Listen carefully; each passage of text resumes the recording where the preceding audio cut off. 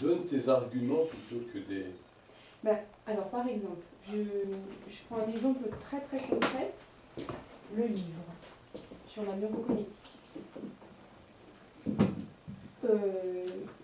Alors, je ne l'ai pas du tout lu en entier parce que j'ai pas eu le temps en fait. Je n'ai pas eu assez longtemps entre mes mains physiquement pour pouvoir le lire en entier, mais j'ai lu le début. Et quelque part, jusque dans l'écriture, il y a cette précision dans, par exemple, dans le fait de relater un moment, un instant, il y a cette précision de l'observation qui est présente. Dans les descriptions, on voit vraiment en pratique, on va dire, cette précision de l'observation.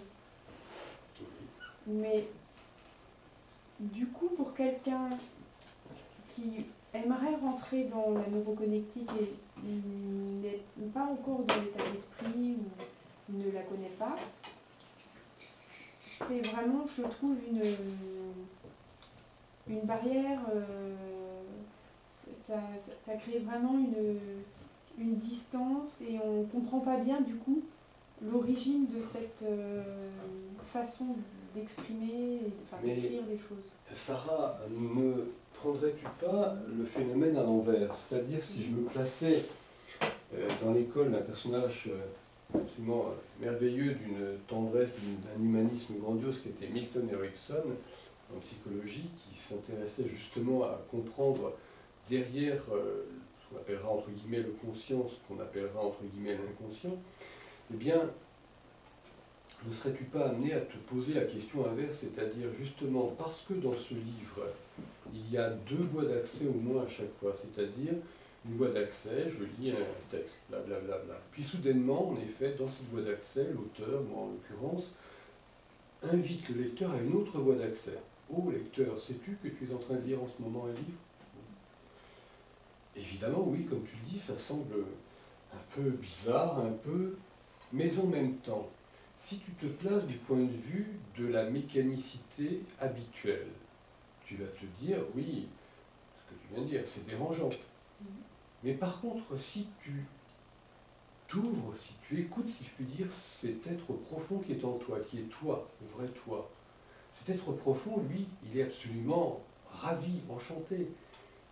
Dans ce texte, il a concrètement ce qu'est la neuroconnectique. Oui. Ce n'est pas simplement un livre sûr, c'est un livre où tu es dedans. Oui. Voilà, je connecte mes neurones tout de suite. On applique immédiatement en lisant. Voilà, je lis, et soudainement, l'auteur m'explique. On peut raisonner, on peut réfléchir, mais on peut aussi être là dans mon corps. J'ai un corps, moi qui suis lecteur. Ah bon, oula, c'est troublant. Et lis, soudainement, et toi, lecteur, tu es en train de lire, sais-tu garder l'esprit critique vis-à-vis de ce que tu lis, et non pas être hypnotisé par le livre. Voilà, ce que c'est que ce livre. Mais en même temps, ce livre-là, il me met de façon vivante dans la neuroconnectique. Mes neurones se connectent entre eux. Je vois tout à fait. D'ailleurs, j'ai trouvé ça amusant dans le livre, justement, ces petits passages. Je pense aussi que si on veut amener des gens dans l'idée de faire découvrir la neurocognitique, d'élargir son champ d'action, de permettre aux gens d'y accéder de la façon, enfin d'une façon, de la meilleure façon, enfin d'une façon facilitée. Ce qui est peut-être un peu gênant, c'est au contraire, je trouve que cette interpellation finalement du lecteur est vraiment très très intéressante. Et là, mais dans le texte, il y a l'auteur lui-même, il ne demande pas uniquement au lecteur de s'appliquer finalement quelque part ce qu'il lit, l'auteur lui-même se l'applique dans ce qu'il écrit. Et je trouve que ce double face, pour quelqu'un qui ne sait pas du tout ce que c'est à l'origine, elle perturbe un peu l'accès et elle crée une distance qui est difficile trouve, à franchir. Alors, je te rassure, cela m'a été dit, Oui, ça. et j'ai même donc quelques-uns qui se sont proposés, donc Fabrice ici présent, pour compiler des informations afin de réaliser un livre grand public d'une façon plus traditionnelle. Néanmoins, ce livre, La neuroconnectique, en soi, et c'est comme une œuvre d'art, comme une poésie, me semble intéressant par sa structure, parce que elle met immédiatement dans le bain. On est jeté en plein milieu de la mer Méditerranée, il faut nager, on est dedans, on sait. Même si, je le reconnais, beaucoup me l'ont dit, voilà, quelle façon brusque d'aborder, on sait ce que c'est, là, on est dedans, mais on ne comprend pas tout, on a peur de ne pas bien avoir saisi, on se pose encore des questions. Et parfois, il y en a qui referment le livre en disant, c'est dérangeant. Ça, c'est, voilà, cette distance, mais il y a des gens qui vont faire l'effort de la franchir, et il y en a d'autres que ça va rebuter. Alors, et c'est les niveaux de lecture dans le livre qui sont difficiles. là, j'ai envie de dire qu'il y a justement une grande question. À une époque, je donnais régulièrement des conférences dans un club privé, et je me souviens de la problématique qui s'était posée là. Des gens m'avaient dit, c'est très bien ce que vous dites, mais j'ai pas envie de passer à un groupe de travail pratique. D'autres qui me disaient, c'est bien ce que vous dites, mais j'ai pas envie de lire. C'est-à-dire qu'en fait, on s'aperçoit que beaucoup d'individus sont très limités au niveau des modules cérébraux dans leur cerveau, donc, qui vont s'activer.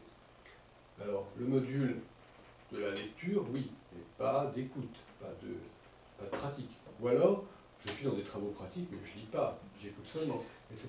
Et donc, au bout d'un moment, on comprend que, bien sûr, il y aura des individus qui vont rejeter tel ou tel aspect de ce livre, qui est justement tout cela réuni. C'est un livre sur la neuroconnectique qui s'applique la neuroconnectique. À lui-même, et donc au lecteur et à la lectrice.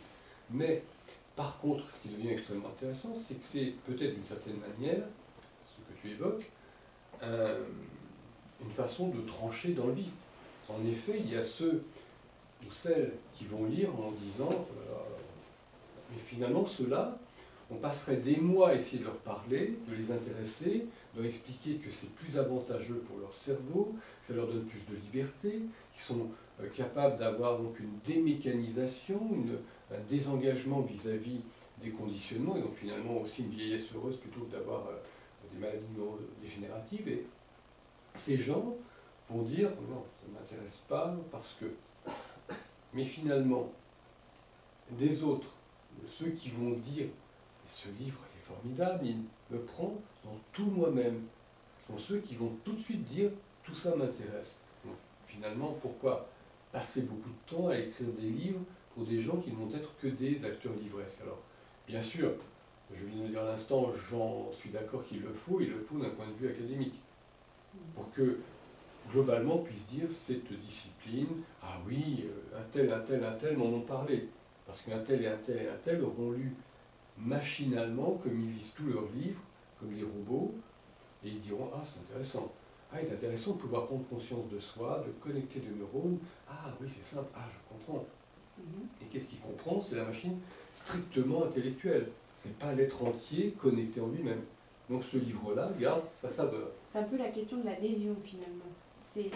On peut très bien lire un livre en comprenant son contenu et sans y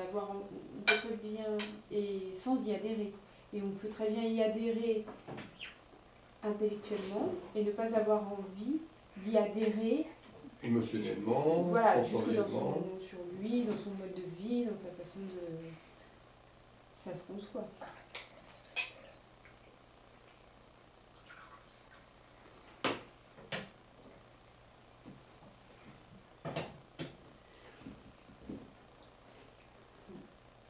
Finalement, les parallèles, parce que il y a quand même des choses qui sont, je pense, des formes de méditation qui rejoignent un peu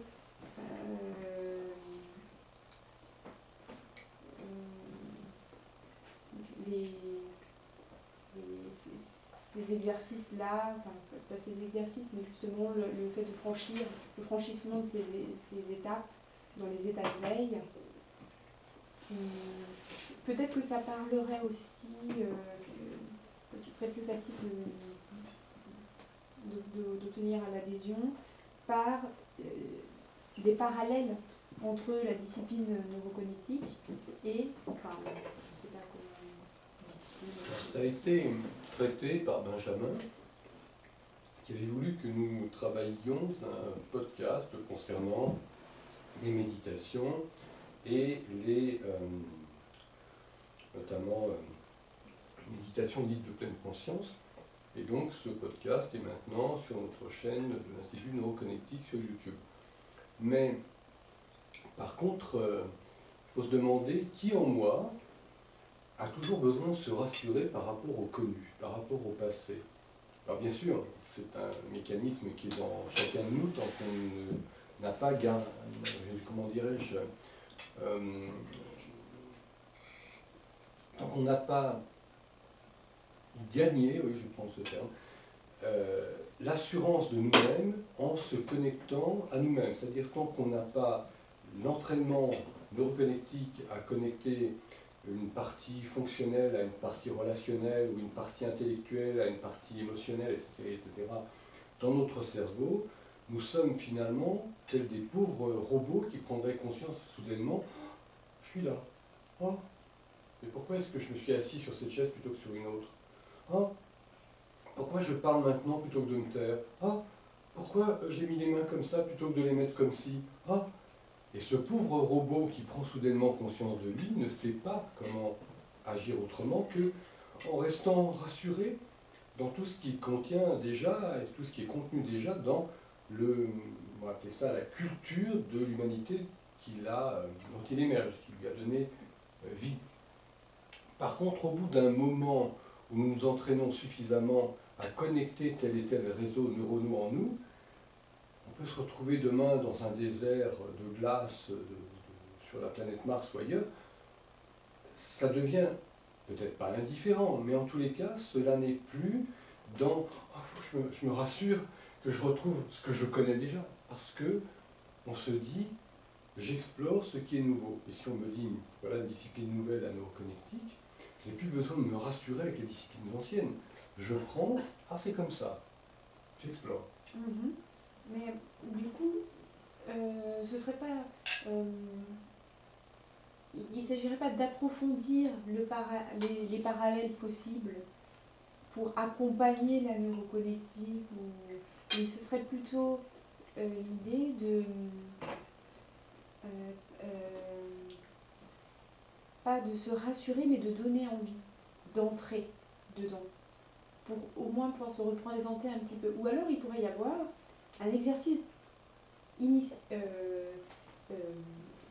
initiatique, exactement. Et à mon avis, ça pourrait être bien. Un exercice d'initiation, ouais. Ou initiatique, puisqu'il y a quand même cette notion de passage finalement, oui, plus que de la découverte, là c'est du... Un rite anthropologique. Un éveil. Oui. Où on pourrait imaginer un protocole de cet exercice, oui. Où la personne, là où elle est, que cet exercice soit écrit, que ce protocole soit écrit sur une page du livre, ou qu'il soit enregistré, qu'une voix explique son déroulement, ou que ce soit accompagné dans un groupe de travail, avec la présence physique d'autres personnes, que là où on est, dans la situation où on est touché par cette explication, on essaie de prendre conscience justement de physiquement quelle est notre posture, et on pourrait comme ça décliner les fonctions pour qu'il y ait comme ça ce premier déclic qui permette de rentrer et de pas juste de comprendre intellectuellement l'idée, mais de la ressentir d'emblée et d'être plongé dans le bain, mais d'une manière du coup qui serait peut-être plus volontaire et venant de soi, plutôt que là on a l'impression qu'on nous prend et qu'on nous jette dans la piscine. Là on aurait plus l'impression de plonger dedans volontairement et d'essayer par soi-même, peut-être, justement pour éviter ces réticences